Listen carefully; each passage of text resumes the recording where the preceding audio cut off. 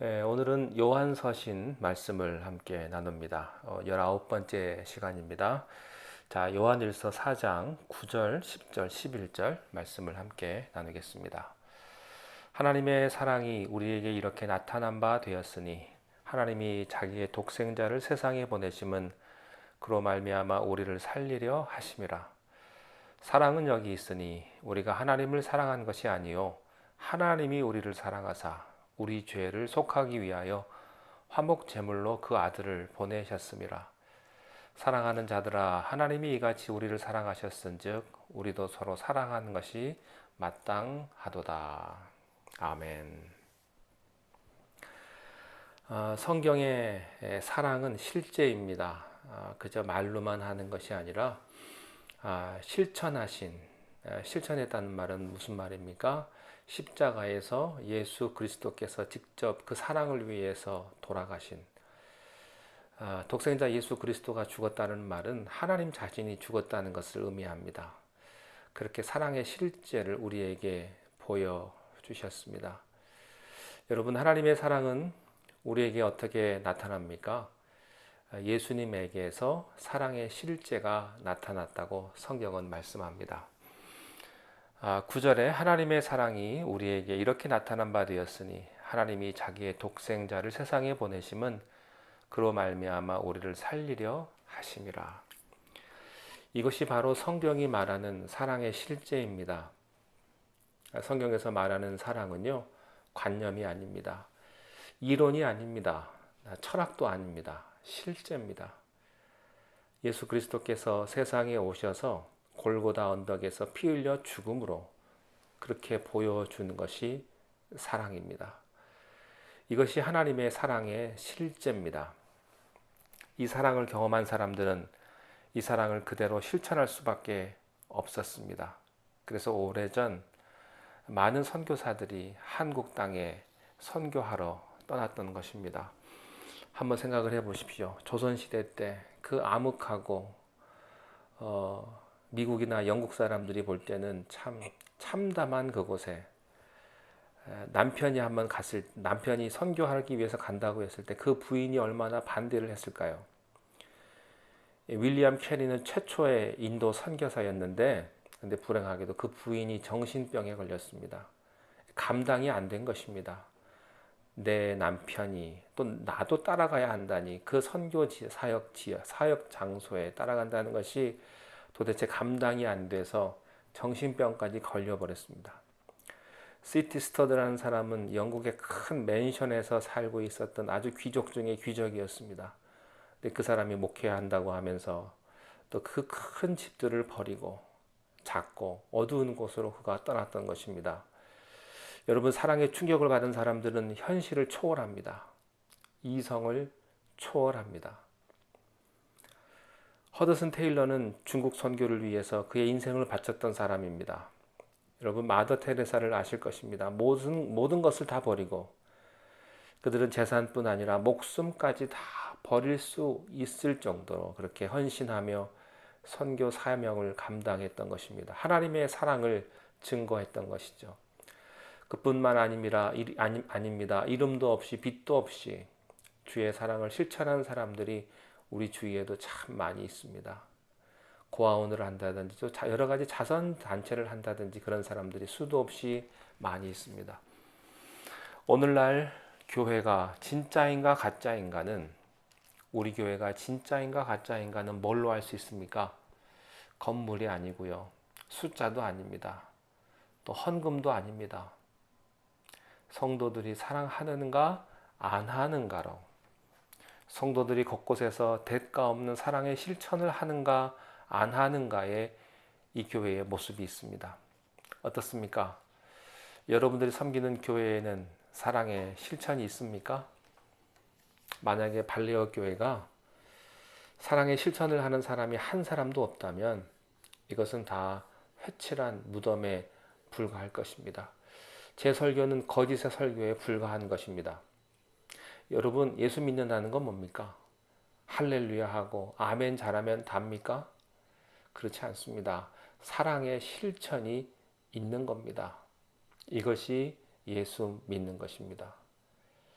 어떻게 사랑할 수 있습니까? 사랑은요, 결과이지 원인이 아닙니다. 이게 무슨 말씀이냐면 우리는 사랑을 얻기 위해 그리고 사랑을 하기 위해 인간적인 여러 가지 사랑을 합니다마는 우리 인간적인 사랑이 실패하는 것을 느낄 것입니다. 사랑하고 싶다고 사랑이 되어지지 않습니다.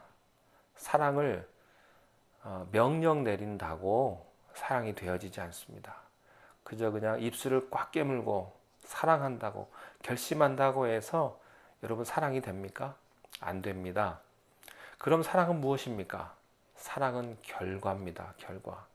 어떤 원인에 대한 결과일 뿐입니다. 10절 말씀해 보니까 사랑은 여기 있으니 우리가 하나님을 사랑한 것이 아니요 하나님이 우리를 사랑하사 우리 죄를 속하기 위하여 화목제물로 그 아들을 보내셨습니다. 19절에는 또 다른 말로 설명하고 있습니다. 우리가 사랑함은 그가 먼저 우리를 사랑하셨습니다. 하나님이 나를 먼저 사랑하셨기 때문에 이 원인이 있어야 합니다. 하나님이 나에게 사랑을 부어주셨기 때문에 그 결과가 사랑하게 된 것입니다. 여러분, 사랑은요, 사랑도 받아본 사람이 사랑을 합니다. 사랑의 표현을 받아본 사람이 사랑의 표현을 하는 거예요. 그래서 표현을 하지 못하는 사람들은 사랑을 하는 방법을 모르는 사람은 받아보지 못했기 때문에 그런 것 아니겠습니까? 부부가 사랑해야 된다는 거 모르는 사람 한 사람도 없습니다. 근데 안 돼요. 안 돼. 그렇죠? 사랑하려고 하면 화가 더 납니다. 어떻게 사랑할 수 있습니까? 사랑이 내게 부어져야만 내가 사랑할 수 있습니다. 다시 말하면 하나님의 그 사랑의 거울 앞에 섰을 때, 예수님의 십자가 앞에 섰을 때만 나는 사랑이라는 것을 보게 되고, 그리고 사랑의 눈을 뜨게 되고 사랑의 행동을 그때야 하게 됩니다. 눈물을 흘리면서 회개하며 하나님의 사랑에 깊이 빠져 들어가면 우리 자신이 마음이 변하고 성품이 변하고 또 생각이 변하고 그리고 행동이 변해서 나도 모르는 사이에 예수님처럼 닮아가게 됩니다. 내가 의지로 사랑하면 사랑했다는 자부심이 있습니다. 사랑했다는 교만이 있어서 그건 사랑이 되지 않습니다. 사랑은 대상을 바라봄으로써 그 대상과 함께 사랑에 빠져서 내가 동화되어서 내가 사랑하고 있는지 없는지조차 모르게 사랑하게 되는 것이 바로 예수님의 사랑입니다. 사랑은 사랑을 낳습니다. 사랑이란 전염성을 가지고 있습니다. 마치 그것은요, 어떤 자석이 다른 쇠붙이를 자석으로 만드는 것과 같습니다. 영구적인 자석이 있는데 이 자석 옆에 어떤 쇠붙이가 붙어 있으면 이 영구적인 자석 옆에 이 쇠붙이도 자력을 가지고 있는 것과 마찬가지입니다. 이 쇠붙이는 스스로는 자력이 없습니다. 사랑이 없는 사람이 사랑하려고 할 때 허무한 것입니다. 공허합니다. 분합니다. 나는 이렇게 사랑했는데 너는 왜 나를 사랑하지 않느냐고. 그리고 원망이 생기는 것입니다. 그게요, 다 주제 파악가 안 된 거예요. 우리는 근본적으로 사랑이 없습니다. 영원한 사랑이신 하나님 옆에 내가 붙어 있으면 그 자력의 힘을 통해서 붙어 있는 시간 동안은 나도 자력을 갖게 되는 것입니다. 이것이 성경에서 말하는 사랑입니다. 로마서 5장 5절에 보면은 우리에게 주신 성령으로 말미암아 하나님의 사랑이 우리 마음에 부은 바 됨이니. 가짜 사랑을 버리지 않는 한 진짜 사랑이 안 됩니다. 여러분, 젊은 연인들이 사랑하는 걸 보신 적이 있으실 겁니다. 그저 적당히 사랑하는 거 말고요. 로미오와 줄리엣처럼 그렇게 목숨을 다해서 그렇게 사랑하는 사람들, 그런 사람들을 보면 어떻습니까? 다른 사람 신경 안 쓰고요. 세상은 문제가 안 됩니다. 오직 그 한 사람만을 보고 있는 것이죠.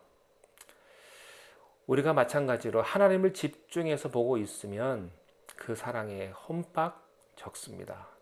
하나님만 보입니다. 이 사랑이 여러분과 저에게 있기를 바랍니다. 성령으로 말미암아 그 사랑은 우리에게 부어져야 된다고 말했습니다. 그러므로 사랑이 내게 부어지지 않는다면 도덕이나 윤리나 인간의 의지로는 결코 사랑할 수 없다. 사랑하면 사랑할수록 분하다, 억울하다, 그런 거죠.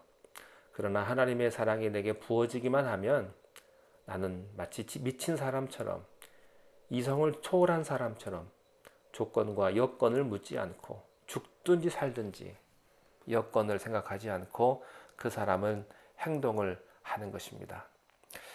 갈라디아서 5장 22절에 보면 오직 성령의 열매는 이렇게 한 다음에 사랑과 희락과 화평 이렇게 쭉 9가지 열매가 열거되어 있는데요. 성령의 첫 번째 열매는 사랑이라고 말했습니다. 성령님의 첫 번째 열리는 열매는 사랑입니다. 사랑의 비결은 사랑의 원천이신 하나님을 얼마나 바라보는가에 달려 있습니다. 사랑의 실천은 얼마나 예수님의 십자가를 오래 바라보느냐에 달려 있습니다. 자, 11절입니다. 사랑하는 자들아, 하나님이 이같이 우리를 사랑하셨은즉 우리도 서로 사랑하는 것이 마땅하도다. 그렇습니다. 여러분, 하나님의 사랑을 받은 사람은요, 우리도 서로 사랑하는 것이 마땅합니다. 하나님의 사랑을 받지 않는 사람, 받아본 경험이 없는 사람은요, 사랑하지 않아도 괜찮습니다. 왜? 받아보질 않았으니까. 그러나 여러분 하나님의 사랑을 받으셨습니까? 그렇다면 여러분도 사랑하는 것이 마땅합니다. 당연히 사랑해야 됩니다. 이 사랑의 축복이 우리 모두에게 있게 되시기를 바랍니다. 기도하겠습니다. 하나님께서는 직접 그 사랑을 십자가에서 보여주셨습니다. 그래서 그 사랑은 힘이 있고 능력이 있고 또한 축복인 줄로 믿습니다. 우리가 그 사랑을 경험하고 우리가 하나님의 사랑을 받았사오니 우리도 사랑하는 것이 마땅하다고 하는 말씀을 기억하며 우리도 섬기는 곳에서 사랑을 실천하며 그 사랑을 나누어 주는 복된 하나님의 자녀들이 다 되게 하여 주옵소서. 우리 구주 예수님의 이름으로 기도하옵나이다. 아멘.